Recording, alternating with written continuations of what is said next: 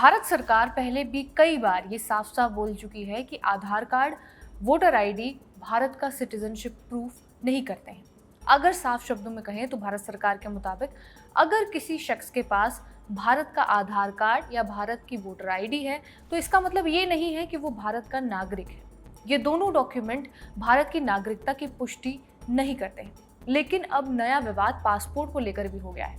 अमूमन जब भी कोई व्यक्ति विदेश यात्रा में जाता है तो उसके लिए सबसे अहम दो ही डॉक्यूमेंट्स होते हैं, उसका पासपोर्ट और दूसरा उसका वीज़ा सर्टिफिकेट। विदेश में पासपोर्ट ही हमारी नागरिकता का सबूत होता है। पासपोर्ट दिखाकर ही हम ये पुष्टि करते हैं कि हम भारत के नागरिक हैं। लेकिन भारत सरकार ऐसा नहीं मानती है। द हिंदू की रिपोर्ट के मुताबिक विदेश मंत्रालय के अधिकारी ने कहा है कि भारतीय पासपोर्ट का मकसद लोगों को विदेशी बंदरगाहों और इलाकों में आवाजाही में मदद करना है। इसीलिए इसकी तुलना उन डॉक्यूमेंट से नहीं की जानी चाहिए जिनका इस्तेमाल सिटीजनशिप के रिलेटेड अधिकार स्थापित करने के लिए किया जाता है। सीधे सीधे शब्दों में कहें तो विदेश मंत्रालय का कहना है कि इंडियन पासपोर्ट नागरिकता साबित करने वाला डॉक्यूमेंट नहीं है। ऐसे में सवाल उठता है कि आखिरकार भारत की नागरिकता की पुष्टि करने वाला असली डॉक्यूमेंट है कौन सा? किस कागज को दिखाकर आप ये अपनी नागरिकता साबित करेंगे? और अगर पासपोर्ट नागरिकता की पुष्टि नहीं करता है तो वो किसी काम की चीज है? सबको जानेंगे आज की इस वीडियो में।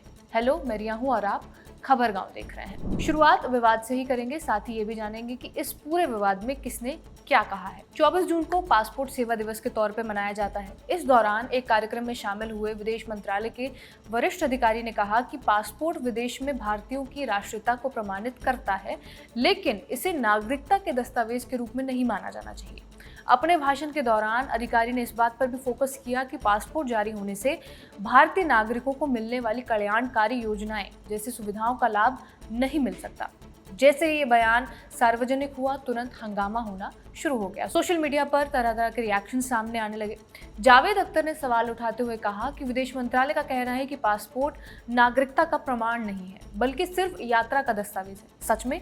तो क्या इसका मतलब ये है कि सरकार ये यात्रा दस्तावेज ऐसे लोगों को भी जारी कर रही है जिनके भारतीय नागरिक होने को लेकर वो पूरी तरह आश्वस्त नहीं है? ये तर्क अपने आप में बेहद अजीब और विरोधाभासी लगता है।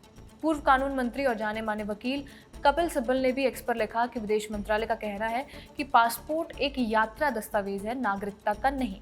तो फिर नागरिकता का प्रमाण कौन सा डॉक्यूमेंट है?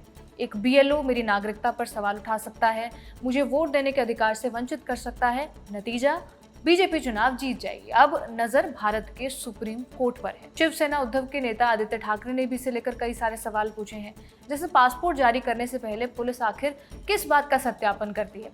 क्या हमारा देश गैर भारतीयों को भी यात्रा दस्तावेज के नाम पर पासपोर्ट जारी करता है?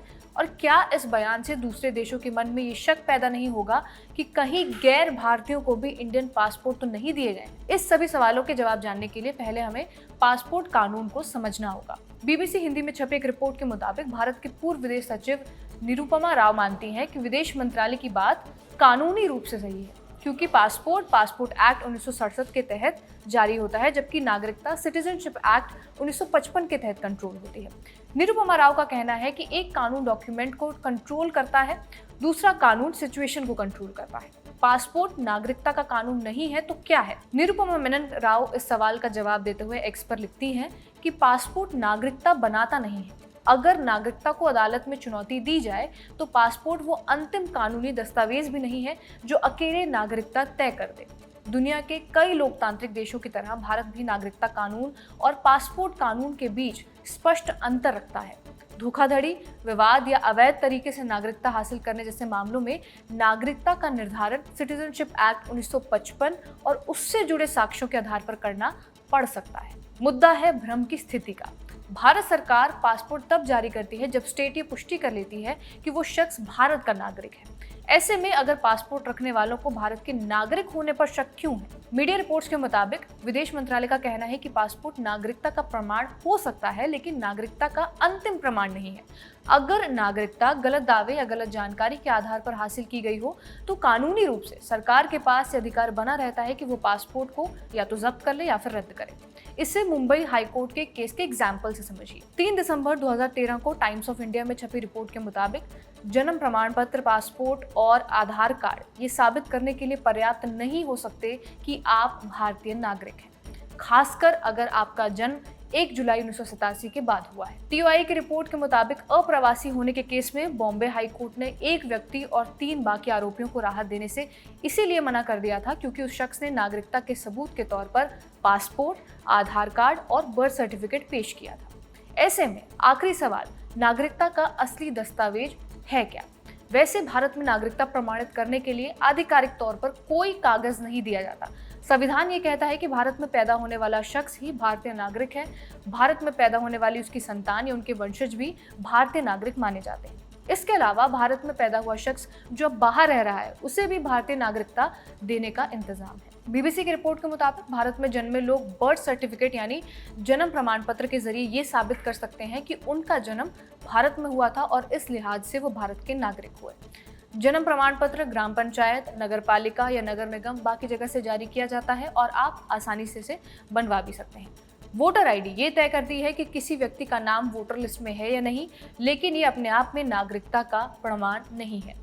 हालांकि सिर्फ भारतीय नागरिक ही मतदाता के रूप में रजिस्टर्ड हो सकते हैं।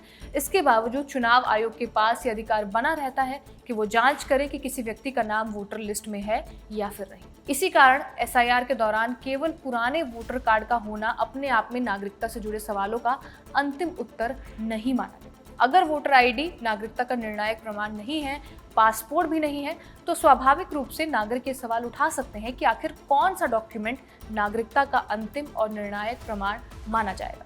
इस वीडियो में बस इतना ही से लिखा है हमारे साथी हिमांशु ने और रिकॉर्ड किया है हमारे साथी सर्वेश ने। आप देखते रहिए खबरगांव। धन्यवाद।